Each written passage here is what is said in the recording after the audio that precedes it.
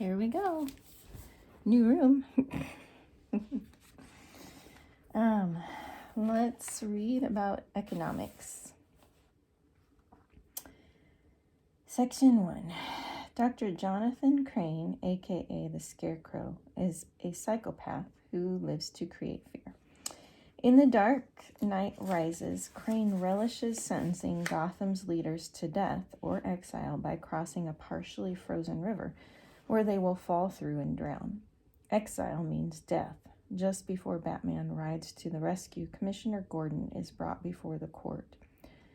Gordon says, "No lawyer, no witnesses? What sort of due process is this?" Crane says, "Your guilt has been determined. This is merely a sentencing hearing.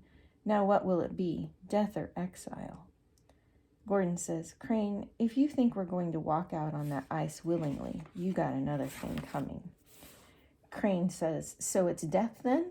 Gordon looks that way. Crane says, "Very well, death."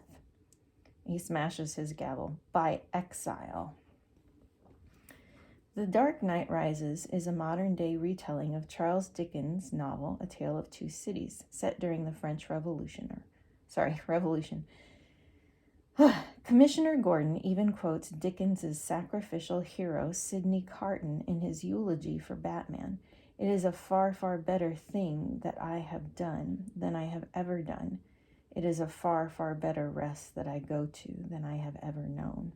At first, the film seems to endorse revolution. It pictures the elite enjoying frivolous parties while the poor suffer miserably in the sewers. Selina Kyle, aka Catwoman, a jewel thief with a Robin Hood flair, expresses the resentment. "There's a storm coming, Mr. Wayne. You and your friends better batten down the hatches, because when it hits, you're all going to wonder how you ever thought you could live so large and leave so little for the rest of us." When the storm does come, Kyle, along with everyone else, realizes she has believed lies about how to fix society. It takes more than resentment, revenge, and revolution to improve life. This isn't just a story about Batman, it's a story about economics. Today we live in an era of greater and more widespread prosperity than ever before in history. It didn't happen by accident. Is it possible to maintain this prosperity? Is it possible to expand it to free even more people to become the kinds of stewards of creation God designed them to be? To answer these questions, we must understand the fascinating and often complicated discipline of economics. Section 2. Why economics matters. In Latin, the word for economics comes from the Greek word oikonomos, which means the art of running a household. Economists don't run households per se, but they do study institutions and human beings, especially how they compete, cooperate, and distribute goods, services, and information. From the sale of groceries to the capitalization of multi-billion-dollar building projects, economists try to figure out why some economies produce wealth and others are impoverished. They look at the role society's institutions play, especially government, businesses, voluntary associations, and human institutions like families. Beyond investigating the nature of such things, economists are often called upon to give their opinions about what policies ought to be pursued. United States presidents, for instance, have a small army of economic advisors. At its most basic level, economics is about scarcity. Resources, in other words, time, materials, and money, are limited, so we must make choices. If there were no scarcity, there would be no need for the study of economics. How families and businesses and governments make choices in the midst of scarcity determines their own economic situations, and it affects their country's economic situation as well. One of the most profound biblical truths for economics appears at the very beginning of Genesis 1, when God told human beings to be fruitful and multiply, fill the earth, and rule over creation. It is as if God looked at his creation and proclaimed, "Be abundant." God enjoys a world teeming with life, purpose, and creativity. Because of sin, though, we have death, aimlessness, and plodding predictability instead. One of sin's most painful consequences is poverty. In the time of Christ and throughout most of human history, everyone was poor, certainly by modern standards. In fact, even the wealthy were poor by today's standards. According to economist Angus Madison, the average person 2,000 years ago, in today's dollars, made about $1 a day. The World Bank's definition of extreme poverty. Poverty exacts a heavy emotional and spiritual toll, but its most costly effect is hopelessness. As Compassion International's Scott Todd says, the voice of poverty whispers, "It won't get any better, just give up." Poverty sweeps away the desire to change and thereby the ability to affect it. Widespread poverty reigned well into the 18th century. In the world depicted in Jane Austen's books and their movie adaptations, society settled into a state of haves and have-nots. As Sylvia Nassar says, everybody knew his or her place and no one questioned it. Working conditions were deplorable. Starvation was common. Then something changed, and quickly. Nassar reports, a mere 50 years after Austen's death, that world was altered beyond recognition. It was not only the extraordinary advance in wealth, luxury, and refinement of taste, or the unprecedented improvement in the circumstances of those whose condition was assumed to be irremediable.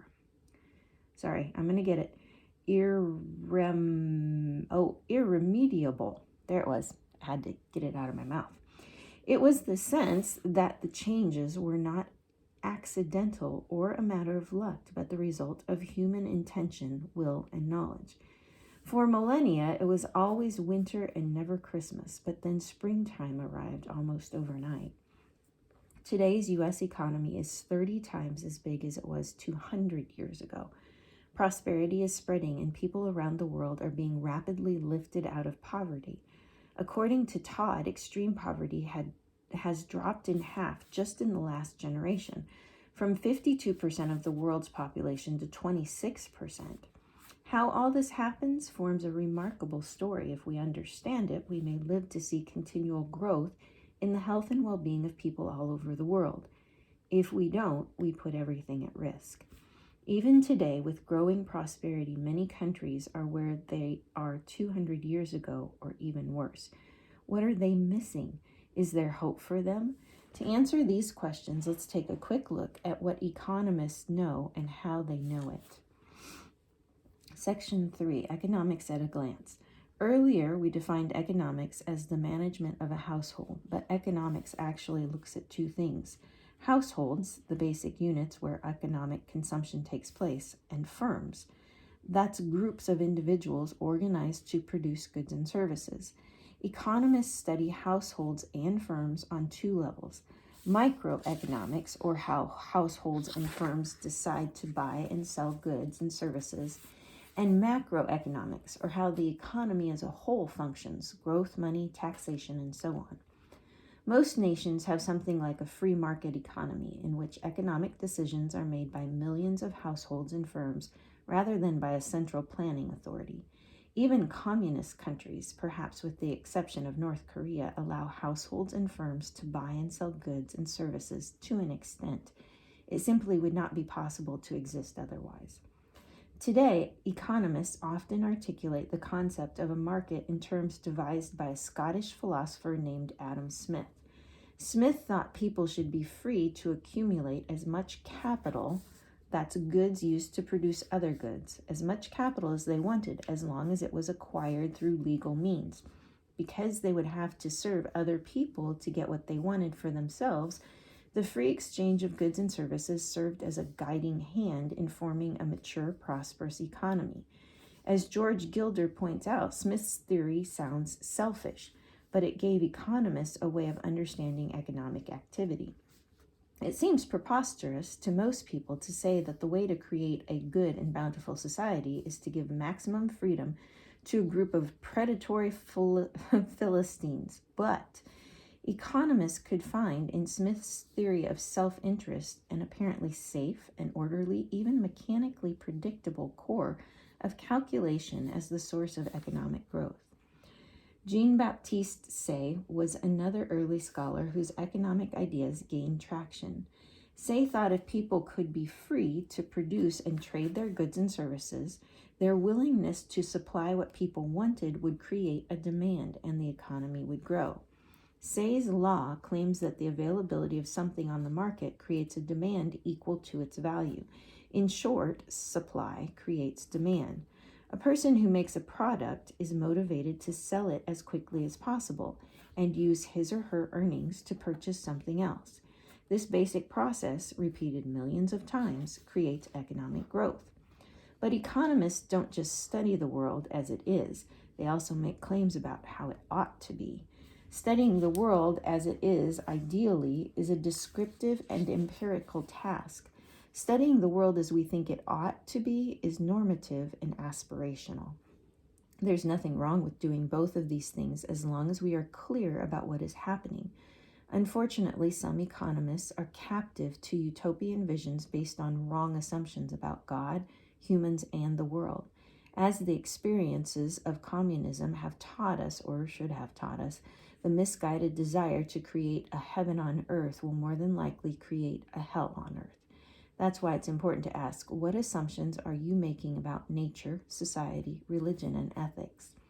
But even if there is a general agreement on how the world ought to be, the best way to move toward it is to first discover what the world is really like. Wishing for there to be less poverty in the world does not automatically mean that our actions will fulfill that goal. Some policies might help, some might have no effect, some might harm. To determine which actions and policies in the economy are most likely to help, we have to return to the known facts and theoretical insights about economic reality. Our good intentions cannot wish away economic reality. As always, ideas have consequences. We need to be sure our ideas are based on truth, or else the consequences could be devastating. Experience has taught economists that several building blocks are necessary for a well-functioning economy. Let's take a look at 5 of the most vital and see how our own country's policies back up. Section 4, the building blocks. Most people around the world would rather have an income than not have one. They would rather have food than go hungry. They would rather have security than uncertainty. All of these things, though, require a thriving economy, and desire alone cannot make that happen. A well-functioning economy is based on time-tested building blocks of success. Here are 5 of the most important. 1 is the rule of law. If a person thinks his investment could be swept away by chaos or by the whims of a dictator, he's unlikely to take the risk. Economic growth requires predictability and stability. When it comes to economics, a poorly functioning government is like a prison guard keeping people locked up so they can't do bad things. A well-functioning government is like a traffic cop helping the economy flow smoothly. According to the United States Constitution, one function of the federal government is to promote the general welfare or well-being of American citizens. People disagree about how to do this. To some, it means ensuring economic efficiency or creating wealth. To others, it means enforcing economic equity. And Gregory Manke, we're going to go with Manke, an economics professor at Harvard, explains the difference. The question of efficiency is whether the pie is as big as possible. The question of equity is whether the pie is divided fairly. Evaluating the equity of a market outcome is more difficult than evaluating the efficiency. Whereas efficiency is an objective goal that can be judged on strictly positive grounds, equity involves normative judgments that go beyond economics and enter into the realm of political philosophy. Again, there's nothing wrong with bringing normative or ethical concerns to economic questions, but when a government tries to divide the pie fairly, it is presuming to have knowledge it doesn't have. Its actions run the risk of violating people's rights, stealing their property, and making things worse, not better. Experience says it may not be desirable or even possible to use governmental authority to shape or transform society in an economic sense. For free exchange and economic prosperity, however, one thing government must do is protect the right to private property, including personal possessions, land, and means of production. Government must secure the right to intellectual property, including copyrights, patents, and so forth. This takes a lot of thoughtfulness in today's technological society. How do you help protect people's ideas, not just their work or physical property? Take computers, for example. Computers require software, which at root is code, a list of instructions. What does it mean to own such a thing? This is especially difficult because software is not bought or sold like groceries. Developers sell permission to use the code. When you install a new app or program and click the agree box, you agree to borrow or rent the code, but not keep it for yourself. A government without a stable rule of law based on absolute truth will find it impossible to deal with economic innovations such as these, and without predictability, innovation grinds to a halt. Second thing needed, a strictly limited role of government in the marketplace. Government's proper role is maintaining the rule of law, which is needed to set up the conditions for free exchanges in the economy. But government intervention in the economy often goes far beyond that basic and legitimate role. Government that oversteps its proper bounds can actually violate the rule of law. Government should be powerful enough to enforce the rule of law, but not so unlimited in its scope that it violates the rule of law with impunity. That's punishment. Imagine stepping up to a church bake sale table to purchase a cupcake and having a government agent block your way. I'm sorry, you can't buy your cupcake because this bake sale does not possess a business license, and our agents have not certified that its foods were prepared in a properly inspected commercial kitchen. This agent thinks he is protecting you from possible harm, even if you're willing to take the risk. The effect, however, is to destroy the bake sale. Wise governments try to anticipate the consequences of intervening in an otherwise free exchange. That's because the cost of such coercive intervention in market exchanges often vastly exceeds the benefits. By scrambling the basic signals of communication in a market, such intervention can create uncertainty, steal motivation, and slow the economy to a crawl. For instance, a city government may impose price controls on rental housing in order to keep housing within reach of its poor citizens. But the effect of such controls will be to create a shortage in housing, just the opposite of their noble intentions. In the past, another form of government intervention has been the attempt to equalize people economically through confiscating wealth and redistributing it. In the 1960s, President Lyndon Johnson declared a war on poverty and committed billions of tax dollars to develop welfare programs, build housing, and buy food for poor people. Most Americans like the idea of a social safety net and agree we should help people get back on their feet. But how much did the kind of intervention represented by the war on poverty actually help? In the 6 years before the war on poverty began, poverty had dropped to 15%. After the federal government spent trillions of dollars, the poverty rate today remains between 12% and 15%. Jay Richards says somberly, the statistics hide the full cost. Not only did the war on poverty fail, it created economic and social problems worse than those it was meant to solve. Sometimes intervention on behalf of those needing help can actually hurt them. For example, the federal government gives several $billion of aid to countries in Africa. It also gives several $billion a year to American cotton farmers, so they can sell their cotton at about 25% below the price on the world market. This subsidy makes it hard for African countries to sell their cotton profitably. Martin Meredith says the trade losses associated with United States farm subsidies that West Africa's 8 main cotton exporters suffered outweighed the benefits they received from U.S. aid.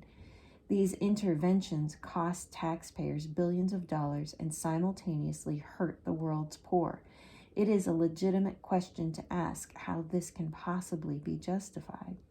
Creating a social safety net for the poor, widows, and orphans is a laudable goal, but it does not follow that federal government should create or maintain the net. Third thing, freedom to pursue ideas. As Cambridge economist Partha Dasgupta says, many economists regard the production of new ideas as the prime factor behind economic progress. Good ideas are not inevitable. They arise as people have freedom to trade and acquire what they want. Jay Richards tells a story of his 6th grade teacher using a simple game to demonstrate this. She handed a small gift to each student, a pack of gum, a doll, a super ball, and broke the class into 5 groups of 5. She asked them to rate their satisfaction with their gift on a scale of 1 to 10, and then compile the scores. Next, she allowed students to trade their gifts with others in their group. The satisfaction score went up.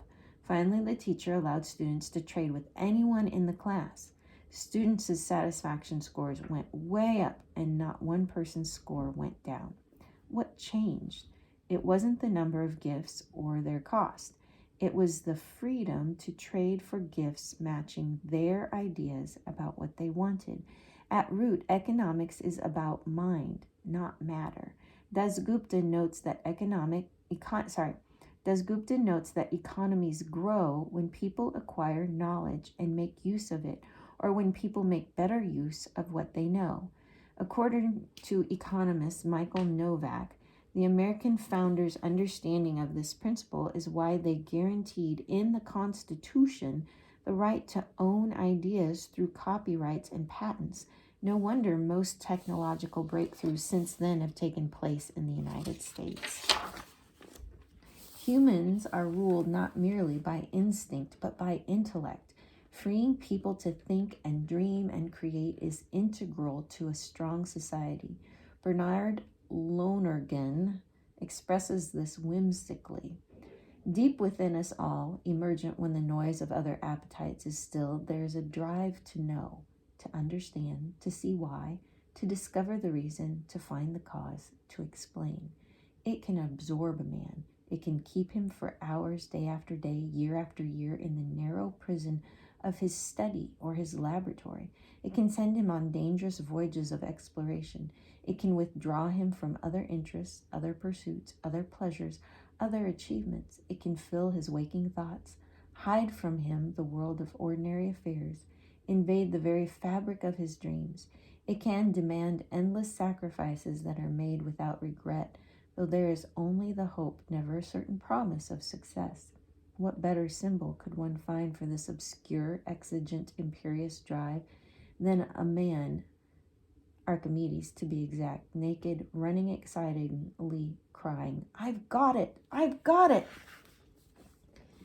An economy grows best when it accounts for the natural creativity flowing from what the Bible describes as humans' capacity to bear God's image.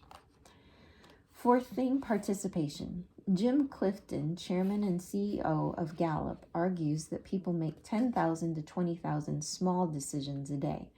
Multiply this by 300 million people and 365 days, and you have one quadrillion. That's a 1 followed by 15 zeros. Decisions being made every year in America alone. No central planning agency, even a smart one, could ever manage or control these decisions. As we saw earlier, the knowledge to make an economy work is in people's minds, dispersed across hundreds of millions of people, not in a computer. They pick up cues and make minute adjustments without even realizing they're doing so, and the sum total of this mental activity is greater than any one person can account for. George Gilder explains, when one moves from this multifarious mass of information to rely on written or documented learning alone, one reduces total knowledge by a factor of millions, which is to say incalculably. But, as economist Jay Forster pointed out, when one moves on from written knowledge to mathematical data, the kind of information that can be programmed onto a computer, one reduces total knowledge by another factor of millions, by another astronomical swath. Yet every socialist plan normally begins with just such a draconian reduction, just such a holocaust of human learning and skills. leaving only a pile of statistical ashes, a dry and sterile residue of numbers from which to reconstruct the edifice of economic activity. Any economic system attempting to control this process then must ignore the fact that humans are more than physical.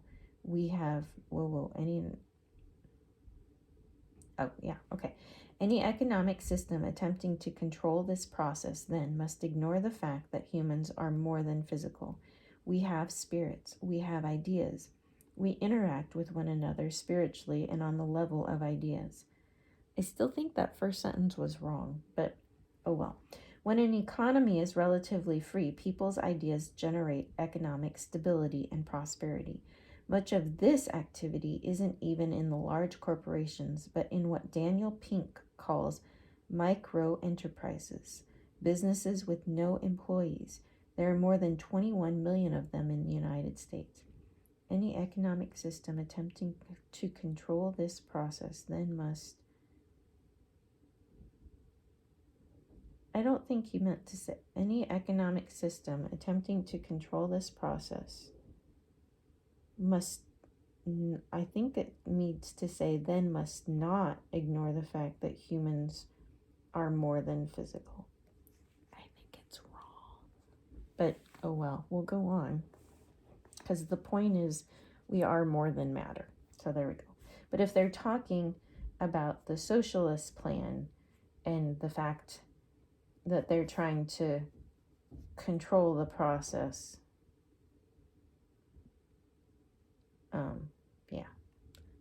let's move on. 5. The fifth thing is sustainability. Some policies, such as wealth redistribution, may be popular in the short term, but can bankrupt the government and devastate society in the long run. Government programs are costly. When costs exceed revenue, which is true with nearly every program in the United States federal government at the present time, it sets in motion a vicious cycle in which the government consumes more and more resources than would otherwise be used to create economic growth. Unless we have significant, even exuberant economic growth, we will never be able to generate enough tax revenue even to pay the federal government's enormous debt, which at this writing totals about $18 trillion. Obviously, this book is a little bit older. This doesn't include the much larger unfunded liabilities in such programs as Social Security and Medicare. As George Gilder says, the fatal problem of a system without accumulations of personal income and without the possibility of large profits is not the lack of incentives, but the lack of dynamism and flexibility. We need dynamism and flexibility now more than ever to sustain our way of life. It's wrong to steal. So why do politicians think borrowing money that someone else must repay in the future is a moral thing to do? Isn't it a form of theft from future generations? As Dasgupta frames it, in this reckoning, sustainable development requires that relative to their populations, each generation should bequeath to its successor at least as large a productive base as it had itself inherited. Notice that the requirement is derived from a relatively weak notion of intergenerational justice. Sustainable development demands that future generations have no less of the means to meet their needs that we do ourselves. It demands nothing more. If Dasgupta is right, we not only have a moral obligation to steward our natural resources, we also have a moral obligation to stand against any economic program that will hurt those who come after us. Debt, says Richard Lamb from the Institute for Public Policy Studies at the University of Denver and the former Democratic governor of Colorado, debt is an intergenerational transfer from our children to the current generation, and they are too young to complain. There are no lobbyists for the future. $18 trillion in government debt is a staggering sum. At an income of about $40 million a year, it would take basketball star LeBron James 400,000 seasons to earn that much money. Even the world's richest man would need more than 300 lifetimes to earn enough to pay it all. The story of how we got in this mess is simultaneously embarrassing and enraging. In the early part of the 20th century, a British economist named John Maynard Keynes noticed the boom and bust cycle in the free market and thought government could smooth it out by borrowing money to stimulate demand. This would kickstart the economy, he believed. Keynes went beyond using the government to help poor people. He thought we should spend money on anything likely to stimulate demand. The ensuing growth would result in more earnings and thus higher tax revenue. The government could use this revenue to repay its debt. With government's help, we could literally spend ourselves into prosperity. At first, it worked. Government stimulated the economy, and the economy came to life. But each subsequent stimulus was less and less effective. Short-term gain, long-term pain. Now, although every dollar of government debt produces only about 8 cents of economic value, which means that 92 cents has been wasted, the whole amount still must be paid back with interest. The level of government debt has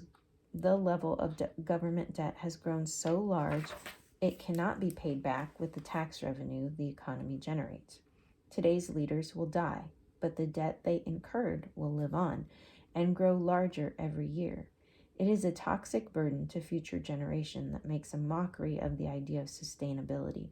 Here's a chart showing each individual's share of the national debt in inflation-adjusted dollars. 1915, 667. 1945, 8,767. 1975, $17,617. 2005, $30,154. Brett was born in 2005, as were many of you, and that's the debt that you incurred the day you were born. And now, 2011, it's not 2011, this is 10 years past. In 2011, it was $47,093. If these trends continue, the share of government debt each of us will be responsible for will be far greater than we will ever realistically be able to pay. When the bill comes due, the government will either default on its obligations, setting off a panic and plunging the world into an economic nightmare, or it will try to print enough dollars to pay its bills. Printing is what they're choosing right now. Adding more printed money into the economy decreases the value of all other dollars. Something similar happened to Germany in the 1930s, when money lost its value so rapidly that a wheelbarrow full of money, which once would have helped one live comfortably for years, was no longer even enough to buy a loaf of bread. The desperation of Germany helps explain why they so eagerly embraced Adolf Hitler, thus lighting the spark to ignite World War II and the deaths of tens of millions. 5 fundamentals of economics: the rule of law, limited government, freedom of ideas, participation, and sustainability. Without these 5 factors, economics function poorly and hurt people in the process. With this backdrop, let's examine each of the 6 worldviews to see how they meet the tests of economic growth. Secularism. Karl Marx defined capitalism as a market-directed economy based on the private ownership of goods and resources. It's a term with an odd lineage, and using it as Marx did limits its meaning. In fact, no one defends capitalism as Marx defined it. Capitalism, however, also means the freedom to exchange goods and services as people see fit. In this sense, it is a synonym for free market economy or free enterprise. On the other hand, socialism refers to an economic system in which citizens forfeit property rights in the exchange for a central planning authority that attempts to provide economic stability. The state owns property and the means of production. In practice, most economies are a mixture of both. They allow free exchange, but also require of citizens the support of central planning in many areas. Historically, secularists have embraced socialism, and for 3 reasons. Secularists believed socialism was the key to future human development. Early secularists were not bothered by the idea of government coercion being used to accomplish socialist goals, because big problems needed a big solution. Erich Fromm, once again, the aim of socialism is an association in which the full development of each is the condition for the full development of all. 2. Secularists believed socialism was more democratic. Secularists chose socialism because of the evils they saw as inherent in capitalism. Fromm explained, the giant corporations which control the economic and to a large degree the political destiny of the country constitute the very opposite of the democratic process. They represent power without control by those submitted to it. Secularists believe socialism stopped exploitation. Corliss Lamont embraced socialism because of the tremendous waste inherent in the capitalist system and its wanton exploitation of men and natural resources. To Lamont's way of thinking, those who think otherwise are not freedom lovers but fascists, since fascism is simply capitalism stripped of all democratic pretenses and other unessentials. Capitalism is in the nude, as it were. The danger of fascism remains as long as the capitalist system is with us. The most influential people who shaped secularist thought in the last century were socialists. Given secularism's assumption, we can see why. Socialism makes sense to those who believe humans are inherently good and smart enough to develop a good society without divine guidance. Erich Fromm was typical in his sentiment. We socialists are not ashamed to confess that we have a deep faith in man and in a vision of a new human form of society. Today, though, many secularists shy away from identifying themselves as socialists. For some, it is because of the glaring inefficiencies and oppression they saw in socialist regimes. It's hard to see the havoc socialism wreaked in the former Soviet Union, China, Cuba, North Korea, and a host of other Asian, Latin American, South American, and African countries, and still be a cheerleader for it. Socialism has failed in every case to cure human fallenness, to create the new socialist man, and to lift people out of poverty. Today, many secularists remain socialists, but others are more nuanced. Some secularists insist that they cannot be labeled in old categories such as capitalism or socialism. They prefer new expressions, such as the politics of meaning, which, according to Jonah Goldberg, refers to orienting all of society's institutions, including economics, around the state, which is socialism. Such an intelligently plural economy, according to John Kenneth Galbraith, would of course involve the public ownership of certain industries. We refer to this new and improved kind of socialism as economic interventionism, a belief that a strong program of government intervention is necessary to curb the free market and make a better society. Why the criticism of the free market? If people have the freedom to choose, they sometimes choose badly. They might even start seeing their value in purely economic terms, devaluing themselves and others. Erich Fromm said, "What is modern man's relationship to his fellow man? It is one between two abstractions, two living machines who use each other." To Fromm, the only way to avoid this is through a fundamental reorganization of our economic and social system. As you will recall, secularists believe only matter exists. Every problem and every solution is materialistic. Equality, whatever it is, must be some material quantity, such as income or purchasing power. Thus, secularists who embrace economic interventionism consider financial poverty, not spiritual poverty, relational poverty, or poverty of ideas, to be the best measure of equality. As we saw in the secularism chapter, secularists believe people are basically good, but have been made bad by society. Poor people are poor because rich people have taken away their resources. If this can be equalized, poor people will become productive and society will improve. Crime and other antisocial behavior will decrease. So what's the solution? Interventionists believe smart, pure leaders will be able to discern what is best and make decisions for the good of all. Such leaders may restrict freedom, yes, But secularists believe it is okay because they only have everyone's best interest at heart. To John Dewey, this is a very moral thing to do.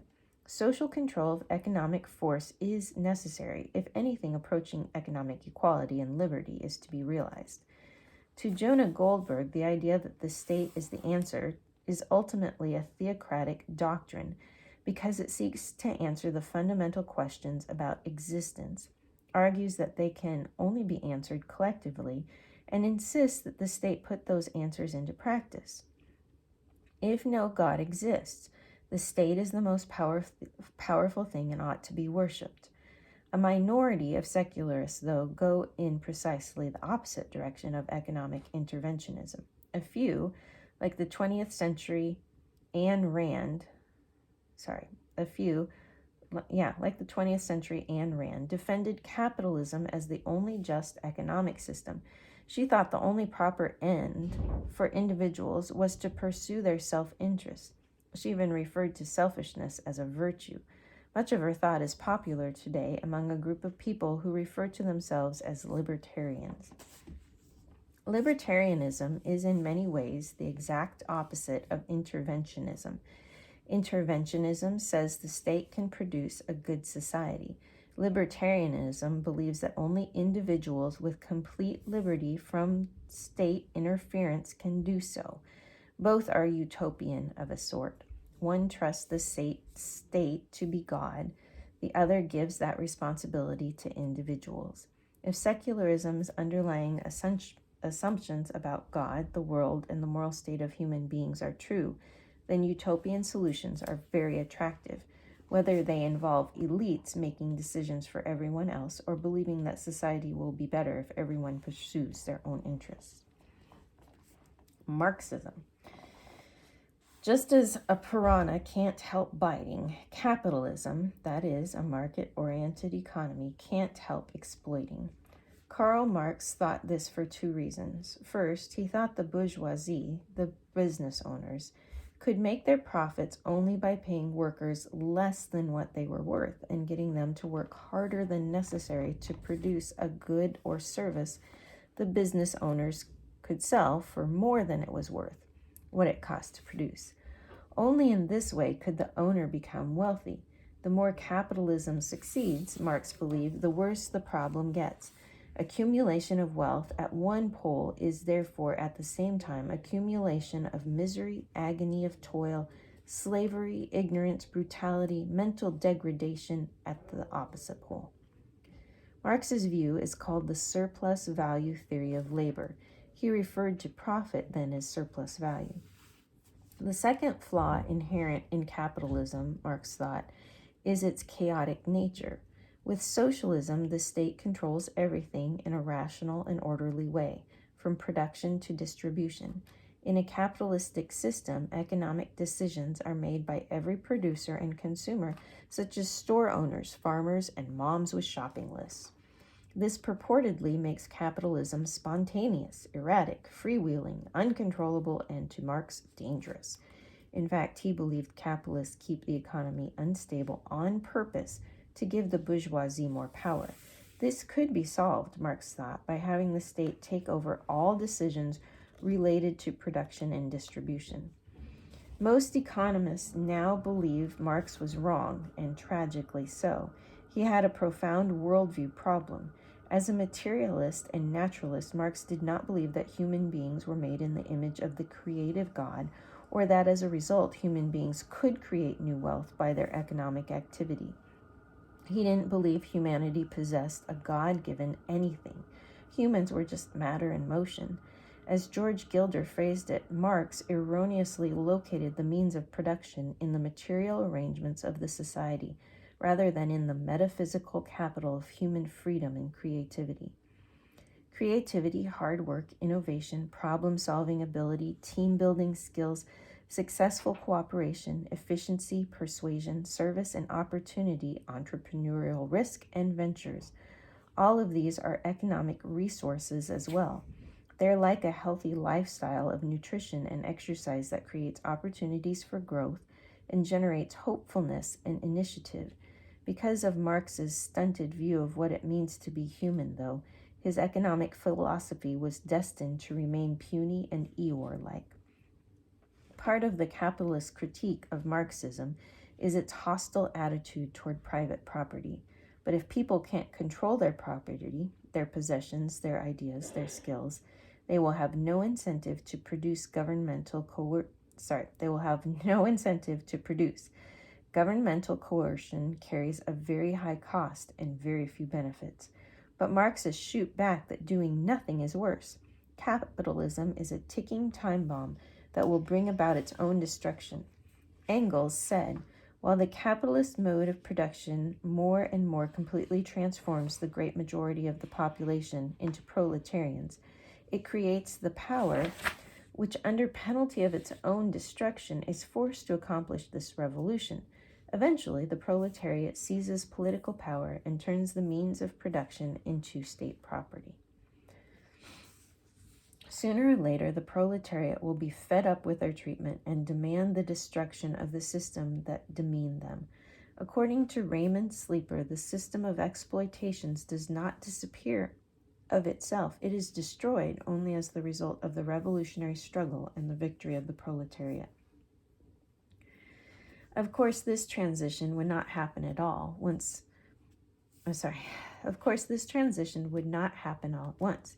Capitalism does at least produce things, and Marxists wanted to wait to destroy it until, according to Engels, the necessary quantity of the means of production has been created.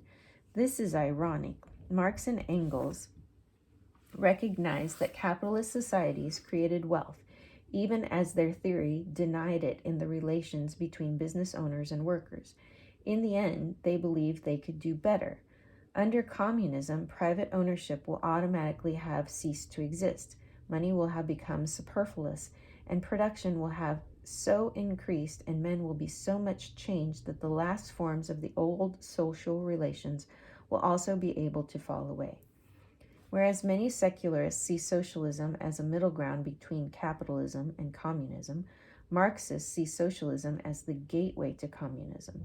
Lenin said, theoretically, there can be no doubt that between capitalism and communism, there lies a definite transition period which must combine the features and properties of both these forms of social economy.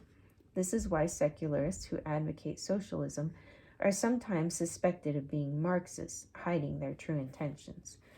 As we noted earlier, the goal of Marxism is to move toward worldwide communism, which leads in turn to communist utopia.